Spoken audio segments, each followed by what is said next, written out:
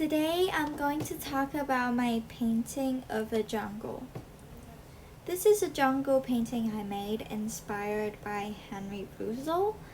It's not really Rousseau styled, but I try to use various shades of colors to create the work kind of like Rousseau.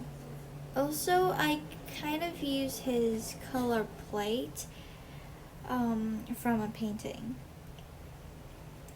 So there are two animals in this drawing I made, a bird and a leopard cat. Well, three if you count the tail for the monkey. The yellow ochre leopard cat with brown stripes on its forehead is hiding behind the bushes and a huge purple flower. It's looking up at the blue bird with tips of red on its tail and wings. The bird is trying to use its beak to crack the nut shell. I think my animals are quite cartoon-like and simple, especially the bird. Another simple creature is the monkey or the ape. You can't really see its head and the body, but the part of the ape that is available in the painting is its tail, and it's like right here. The upper right, left. The tail is curling on the branches, so the ape is probably like swinging behind the trees. Even though Rousseau paid more attention on painting like plants, but he still made the animals very detailed. Definitely unlike my simple creatures. For the plants, every one of them pretty much have different color. Although some of them are very similar, but if you look very closely, you will find them different. They're either darker, lighter, greener, browner, or bluer. Either way, they are different. If you want me to name every one of the plants, I can't. I can barely even name one. I don't go to botanical gardens to study the plants. I don't look up for the plants I want to put in my painting. I just draw whatever shapes I have on my mind. I think the plant I like the most in my painting is the one with dots of blue greens on the bottom right. This one, and I don't really know why.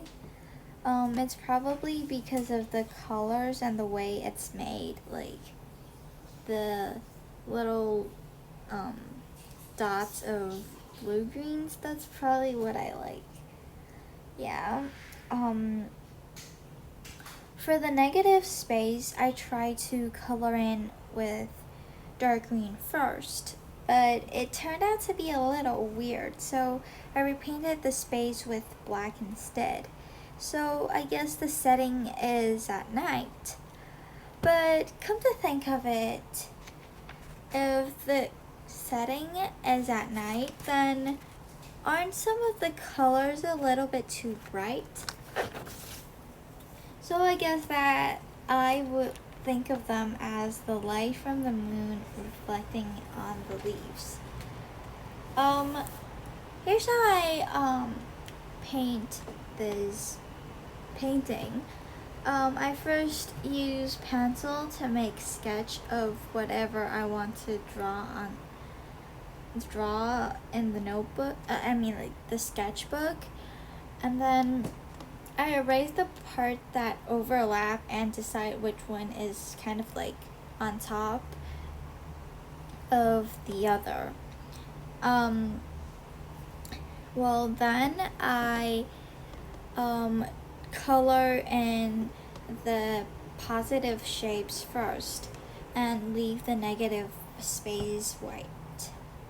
And actually I colored the animals first, and then I color the plants, because like the animals are probably more detailed than the plants, so I decided to color them first. So I use like watercolor pencils to color the leopard cat and the bird, but I use watercolor to color the tail of the ape. Then after I coloring the animals, I color in the branches, the leaves, and anything else except for the negative space. Then after I finished coloring everything else instead of the negative space, I use like watercolor to color in the negative space. But with watercolor, sometimes the color just gets lighter. So after it dried, I use like black watercolor pencils to paint on it, and then use water to make it more like watercolor paint. I have a lot of fun doing this, and thanks for watching.